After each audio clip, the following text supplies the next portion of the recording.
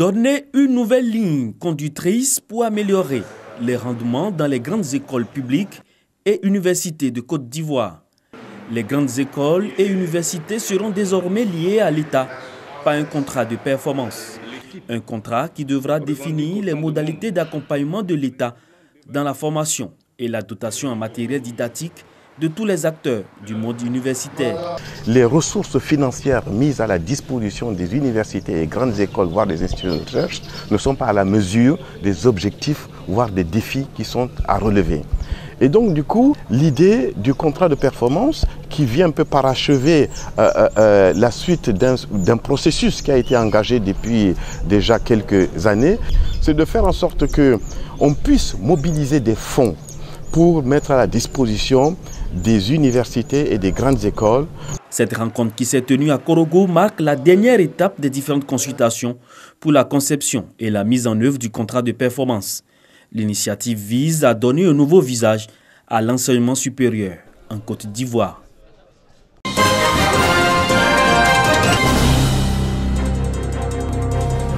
Campus 2 de l'université Alassane Ouattara.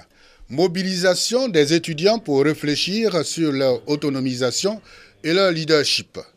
Un étudiant moteur de développement, c'est possible, soutient Diomandé Yati, invité de la jeunesse estudiantine de Côte d'Ivoire, pour instruire les étudiants sur leur contribution au développement de la Côte d'Ivoire.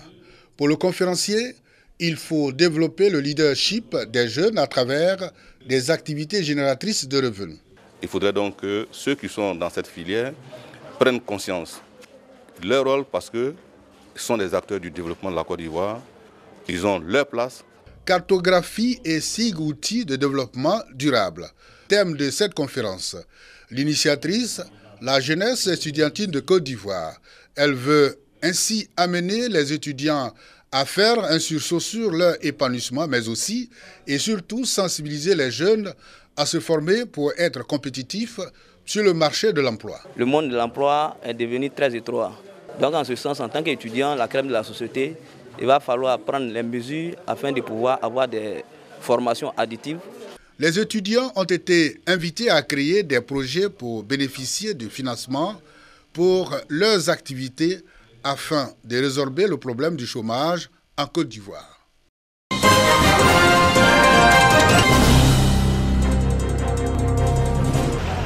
Dimbokro, jour de marché.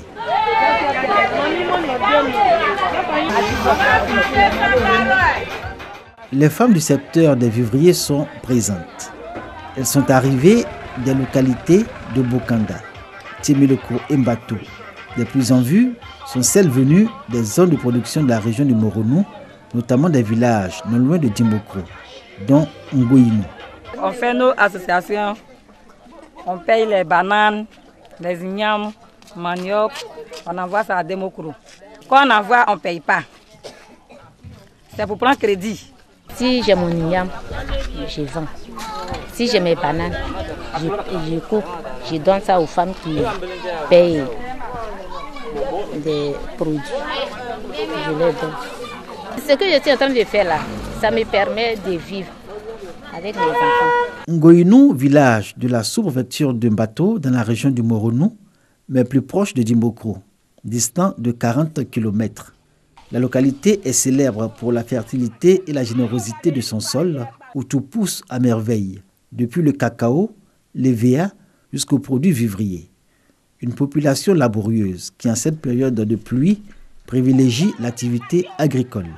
Des productrices de vivriers ce jour-là avaient rendez-vous avec des commerçantes sur le site de l'ancien marché qui tient aujourd'hui lieu de centre de groupage des produits issus des champs. Nous, on n'est pas passés comme ça pour dire qu'on va se regrouper pour faire des champs. Non, chacun fait pour lui, on fait un peu et puis quand ça sort, on se regroupe pour aller revendre. Chez nous, s'il y a manger, il y a tout, il y a banane, il y a manioc, il y a tout. Tout, même cacao, il y en a, mais on n'est pas en route.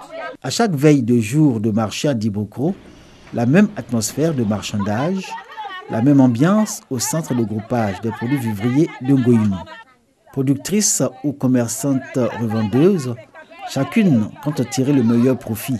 En l'absence d'une organisation coopérative, les productrices de vivriers de ce village vendent le fruit de leur labeur de façon isolée et restent soumises à la loi de la demande.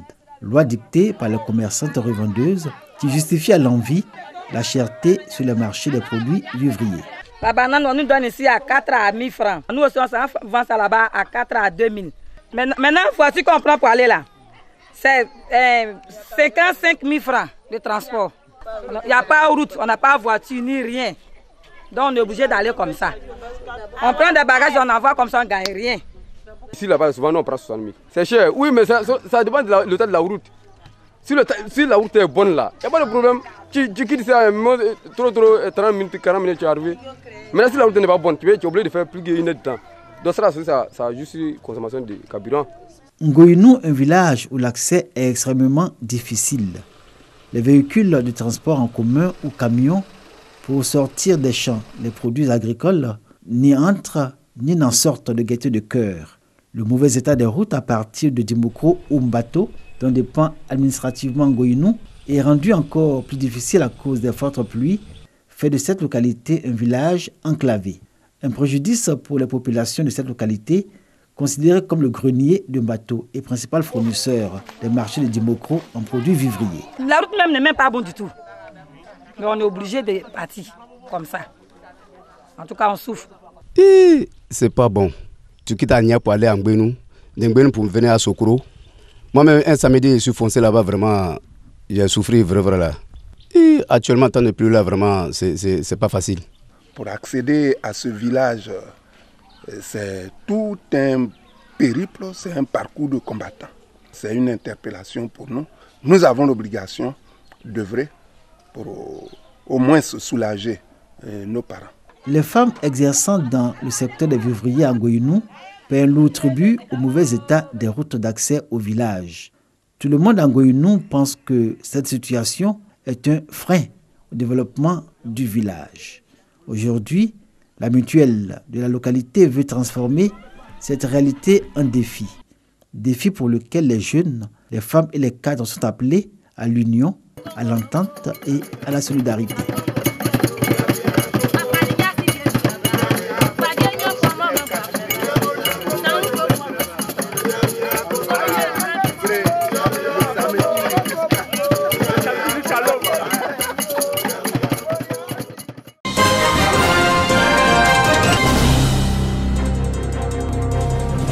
Pour l'année 2017, Tongon, zone aurifère du département de Mbengue et 7 autres villages ont bénéficié de la construction de centres de santé, d'infrastructures scolaires, de châteaux d'eau et d'électrification rurale.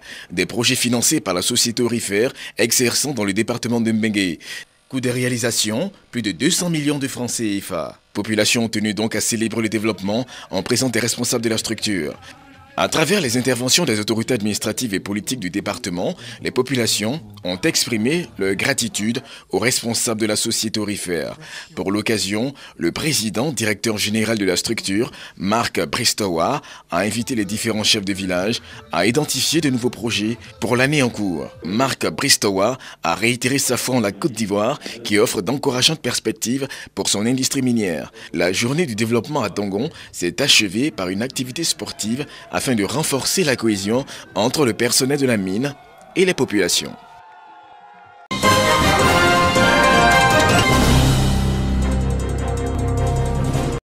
Opération don de sang au CHR de Korogo. L'appel du centre de transfusion sanguine de cette localité a reçu un écho favorable. 48 poches de sang au cours de cet acte humaniste ont été recueillies. L'initiative est de l'église Foursquare de Korogo. C'est vraiment important de venir en aide à celui qui en a besoin. On nous dit que donner du sang, c'est sauver une vie. Donc, à toutes les personnes qui sont encore réticentes, vraiment, je vous encourage. C'est vraiment important de sauver une vie. Cette église qui a décidé aujourd'hui, à l'occasion de la célébration de ses 10 ans d'existence, de venir faire une opération don de sang pour aider le sang des transfusions à collecter davantage de poches de sang. Il est intéressant de donner son sang maintenant pour que lorsque les besoins sont exprimés, voilà, le sang soit disponible pour ces populations-là. Avant ce don, les mamans des bébés nouvellement nés à la maternité du CHR de Korogo ont reçu la visite de la communauté de cette église. Elles ont reçu des kits d'accouchement, Dans le prolongement de son action, Foursquare de Korogo va bâtir un orphelinat d'une capacité de 200 lits sur un site de 3600 mètres carrés. Lors de la cérémonie de la pose de la première pierre, toutes les caractéristiques techniques de l'ouvrage ont été présentées et les motivations exprimées. Au-delà de ce qui est religieux, nous croyons aussi que l'aspect caritatif joue vraiment un rôle important. La fin des travaux de l'orphelinat que veut bâtir l'église Foursquare à Korogo est prévue pour 2020.